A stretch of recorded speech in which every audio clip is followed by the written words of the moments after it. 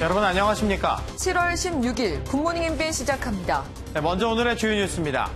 21대 국회가 오늘 개원해 본격적인 의정 활동에 들어갑니다. 문재인 대통령은 개원 연설에서 한국판 뉴딜과 부동산 정책에 대한 여야의 협조를 당부할 것으로 알려졌습니다. 서울시가 고 박원순 전 서울시장 성추행 의혹과 관련해 민관 합동조사단을 꾸려 진상규명에 나서겠다고 밝혔습니다.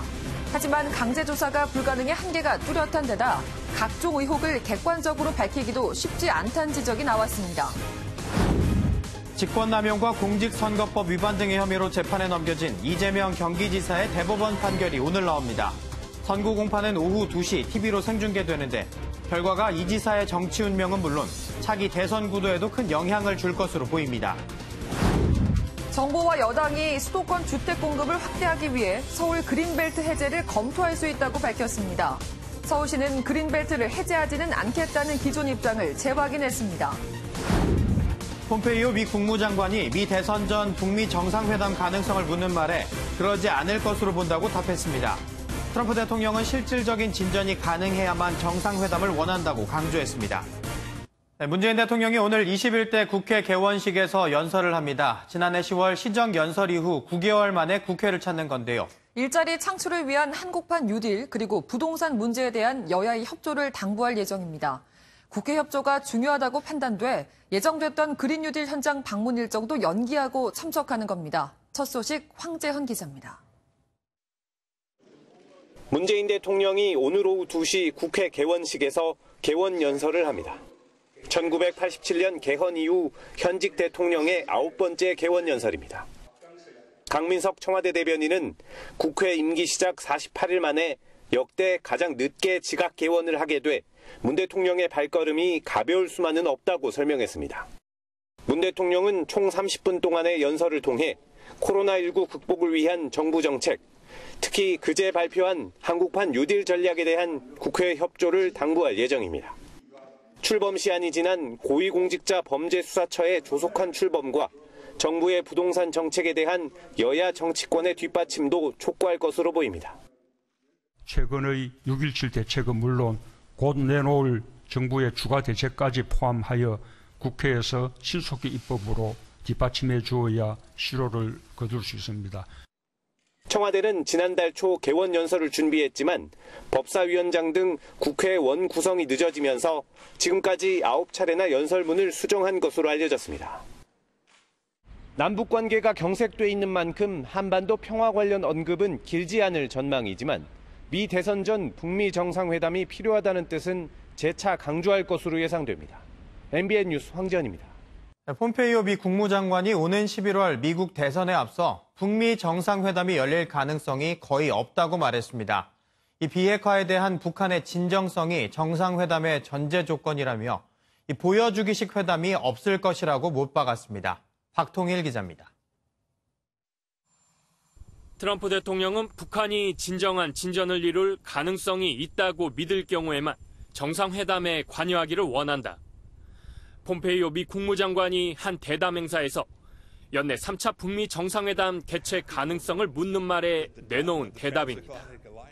미국은 한반도의 비핵화와 궁극적인 충돌 해결이 중요하다고 믿는다면서 비핵화에 대한 북한의 진정성을 정상회담의 성사요건으로 내걸었습니다.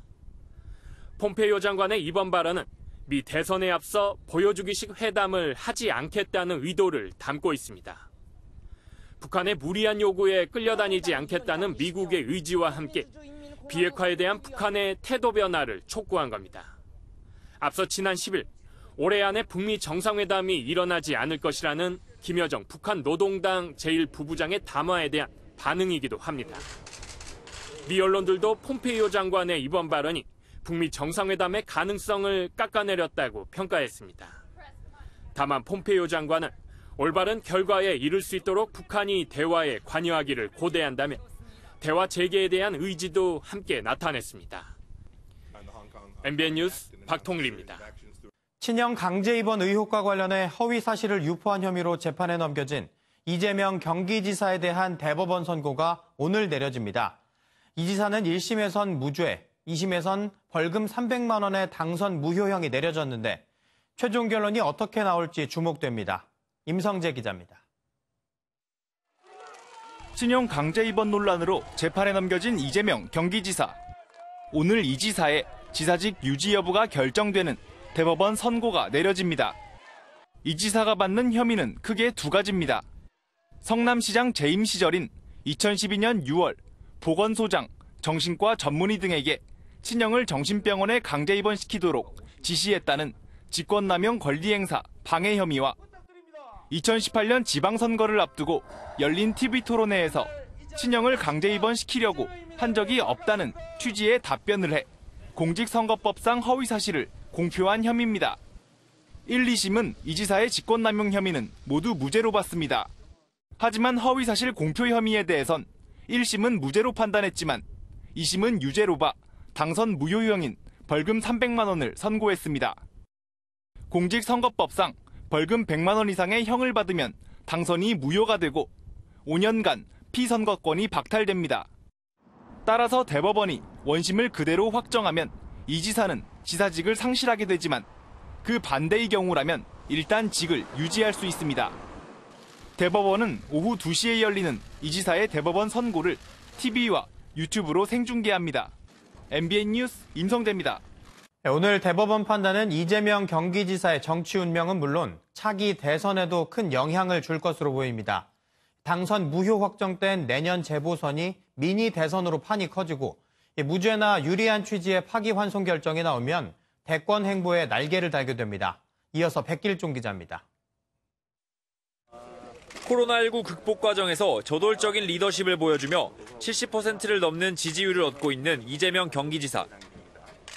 이낙연 더불어민주당 의원에 이어 대선주자 선호도 2위에 올라있는 이 지사가 오늘 당선 무효형을 확정받는다면 이 지사의 정치 운명은 물론 차기 대선 판도까지 흔들립니다.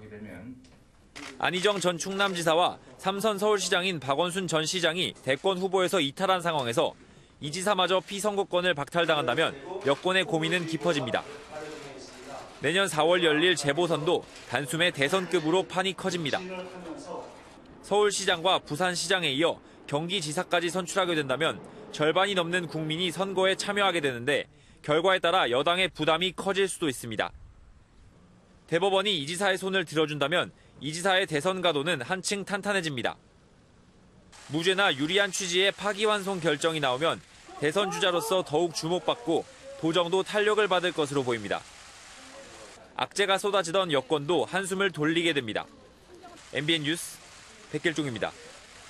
고 박원순 전 서울시장이 생전 성추행 혐의로 고소된 데 대해 서울시가 민관 합동조사단을 꾸려 진상규명에 나서겠다고 밝혔습니다. 하지만 그간의 의혹에 대해선 전혀 해명이 없었습니다. 안병욱 기자입니다. 서울시가 고 박원순 전 서울시장이 숨진 지 일주일 만에 공식 입장을 내놨습니다. 민관 합동조사단을 구성해 박 전 시장의 성추행 의혹을 규명하겠다고 밝혔습니다. 서울시는 고소인에 대한 2차 가해 차단이 최우선 과제라고 강조했습니다. 조사단에는 여성단체와 인권, 법률 분야의 외부 전문가가 참여하는데 규모와 형태는 이들과 협의해 정할 예정입니다. 좀 더 충분히 여성단체, 인권단체들과 협의를 해서 서로가 납득하는 수준의 어떤 방법과 범위 그리고 그 폭을 결정하도록 하겠습니다. 서울시는 경찰의 수사 정보가 박 전 시장 측에 전달됐는지에 대해서는 말을 아꼈습니다. 제기된 여러 의혹에 대해 민관 합동조사단의 조사 결과를 지켜보겠다고만 말했습니다. 한편 서울시장 권한 대행을 맡은 서정엽 부시장은 기자회견에 참석하지 않았습니다. MBN 뉴스 안병욱입니다. 하지만 서울시의 민관합동조사단은 권한과 중립성에 한계가 있어 강제 수사가 필요하다는 목소리가 나오고 있습니다. 하지만 수사를 통한 진상규명도 쉽지만은 않을 것으로 보입니다. 손기준 기자입니다. 서울시가 외부 전문가가 참여하는 민관합동조사단을 통해 진상규명에 나서겠다고 했지만 객관성과 공정성을 인정받기는 어려운 상황입니다. 피해를 호소한 직원이 사건이 공론화되기 전 동료 직원 등에게 피해를 밝히고 부서 이동을 요청했지만 무시당했다는 주장이 변호인을 통해 나왔기 때문입니다. 민관합동조사단이 수사기관과 달리 강제조사권이 없는 점도 문제입니다. 박 전 시장의 측근인 서울시 전직 정무라인 인사들에 대한 조사조차 쉽지 않습니다. 대면 조사를 포함해 전자기기에 대한 정밀 분석도 병행돼야 하는데 조사단의 권한을 한참 벗어나는 일입니다. 이 때문에 검찰과 경찰 등 수사기관의 강제 조사가 필요하다는 목소리가 나오는데 야당에선 진상규명을 위한 국정조사와 특검 얘기까지 하고 있습니다. 이 당에 들어온 제보에 의하면 서울시장 비서실 차원의 성추행 방조 또는 무마가 지속적으로 이루어졌다는 내용입니다. 책임 있는 사람은 엄벌해야 할 걸로 봅니다.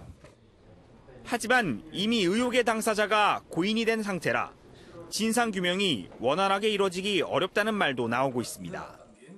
MB 뉴스 송기준입니다. 경찰이 고 박원순 전 서울시장의 마지막 비서실장인 고한석 전 실장을 소환했습니다. 고 전 실장은 박 전 시장의 실종 신고가 접수된 당일 1시 39분에 통화를 했다고 밝혔습니다. 강세현 기자입니다.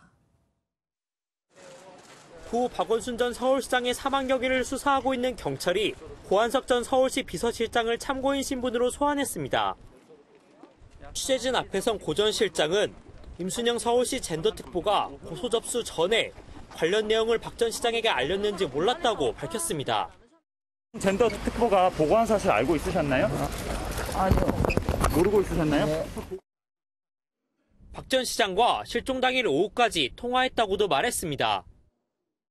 약 한 1시 39분으로 기억합니다. 자세한 내용은 검찰 진술 다 했으니까요. 경찰은 3시간 반 정도 이어진 이번 조사에서 박 전 시장의 사망과 관련된 내용만 조사했다고 밝혔습니다. 의혹이 커지고 있는 박 전 시장에 대한 고소 내용 유출 의혹은 아직 조사하지 않았다고 선을 그은 겁니다.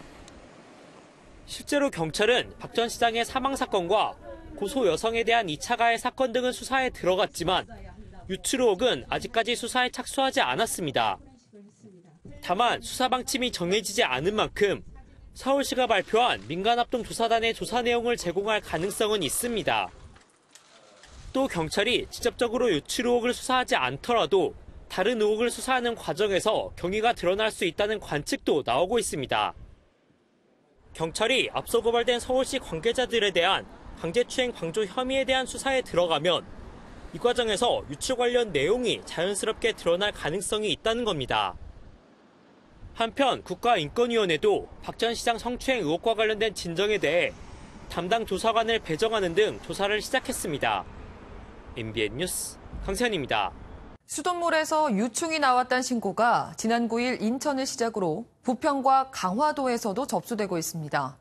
관련 민원은 100건을 넘었고 책임자 처벌을 요구하는 청와대, 청원까지 나왔습니다. 이혁근 기자입니다.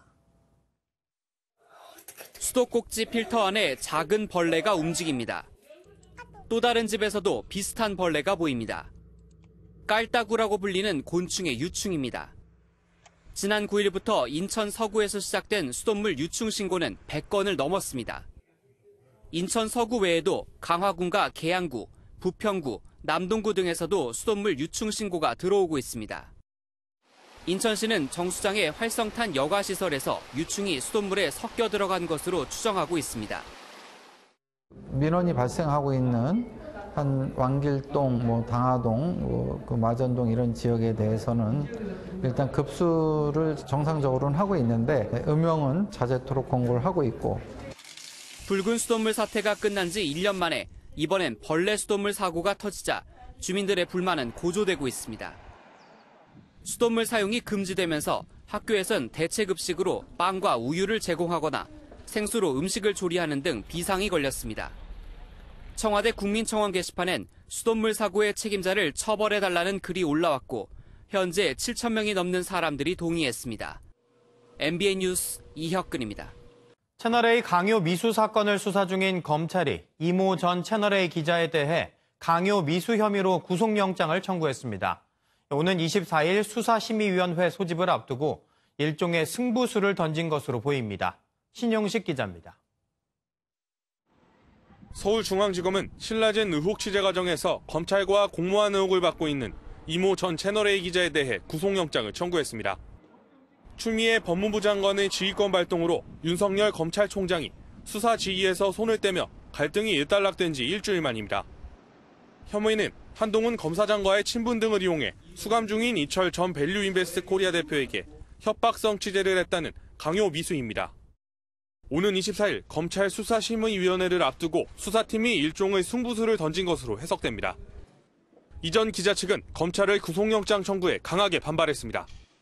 입장문을 통해 피해 발생이 없는데도 구속영장을 청구한 것은 형사소송법의 기본 원리를 도외시한 것이라고 비판했고, 휴대전화 등을 초기화한 것은 수사가 착수되기 전이라면서 취재원 보호를 위한 것이라고 밝혔습니다. 이전 기자의 구속 여부는 영장 심사 결과에 따라 이르면 내일 결정될 전망입니다. MBN 뉴스 신용식입니다. 일본 내 코로나19 상황이 심상치 않습니다. 비상사태 해제 이후 또다시 최다 신규 감염자가 나왔는데요. 중앙정부와 지방자치단체의 엇박자 행보로 일본인들의 불안감이 커지고 있습니다. 신재우 기자입니다. 어제 하루 일본에서 449명이 코로나19 양성 판정을 받았습니다. 지난달 25일 비상사태 해제 이후 가장 많은 수치입니다. 도쿄도에서만 165명이 나왔는데 신규 확진자 절반 이상의 감염 경로가 확인되지 않았습니다. 하지만 일본 정부는 이동 제한과 같은 봉쇄 조치 시행을 여전히 꺼리고 있습니다. 오히려 코로나19로 큰 타격을 입은 관광업계를 지원하기 위해 기획한 고투 트래블 사업을 22일부터 예정대로 강행할 방침입니다. 感染拡大防止に取り組みながら社会経済活動を段階的に回復していく、そのことが現在の基本的な考え方であり 하지만 고이케 도쿄도지사는 코로나19 경보태세를 최고 등급까지 격상시키며 시민들의 외출 자제를 권고했습니다. 또 감염 확대 경보를 발동해야 한다며 중앙정부의 미온적인 태도에 사실상 반기를 들었습니다. 感染拡大警報とこれを発すべき状況だと都としての姿勢、都としての考えでございます。 오키나와 미군 기지의 신규 확진자도 36명이 더 나오면서 누적 감염자 수가 136명으로 늘었습니다. MBN 뉴스 신재우입니다. 정부가 법정 대리인의 동의 없이 만 14세 미만 아동의 개인정보를 불법 수집한 혐의로 중국 SNS 틱톡에 대해 1억 8천만 원의 과징금을 부과했습니다. 틱톡은 2017년 5월부터 지난해 12월까지 만 14세 미만 아동의 개인정보를 최소 6천 건 이상 수집했으며 개인정보를 해외로 이전할 때 고지 의무도 지키지 않은 것으로 드러났습니다. 초복인 오늘 시원한 음식 많이들 찾으실 텐데요. 그럼 로봇이 만들어준 스무디 한 잔 어떠신가요?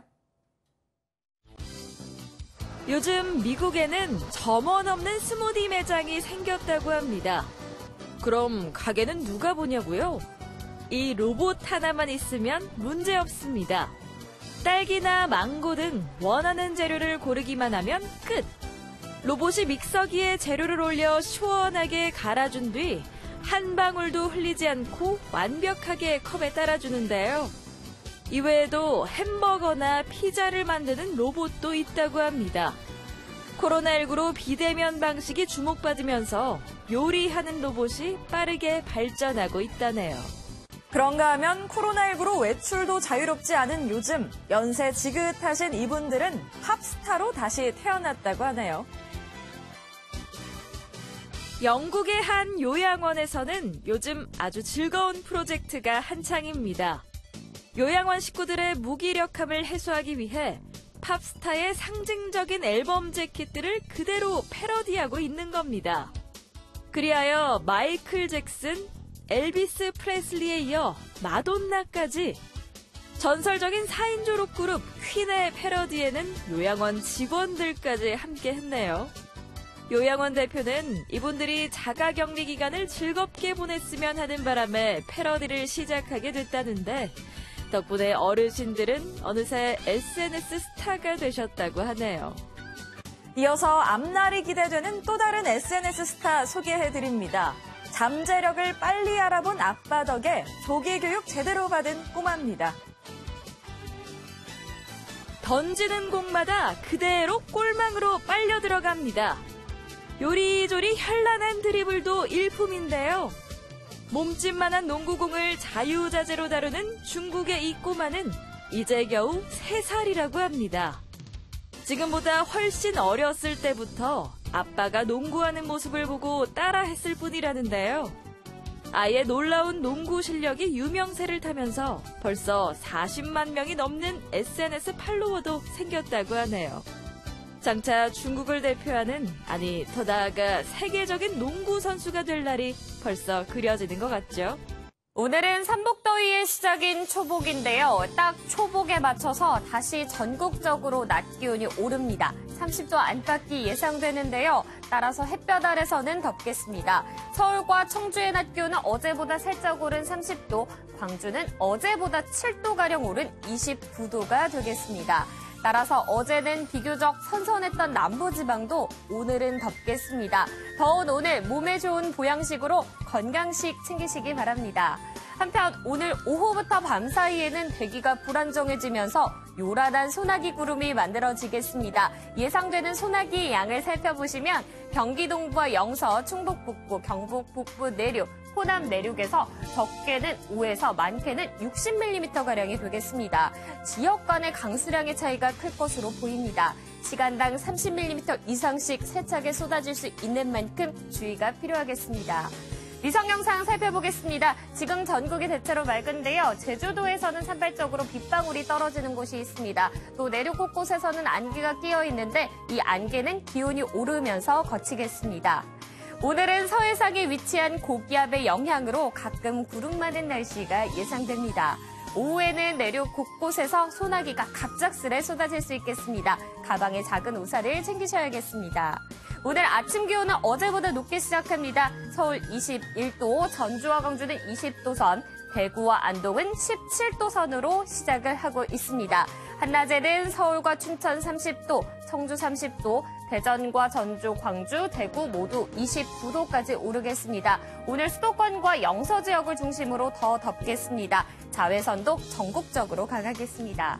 내일도 곳곳에서는 소나기가 지나겠고요. 주말에는 낮 기온이 31도까지 오르겠습니다. 장맛비가 다시 내리는 시점은 일요일 오전 전남과 제주를 시작으로 오후에는 전국으로 확대돼 화요일까지 이어질 전망입니다. 날씨였습니다.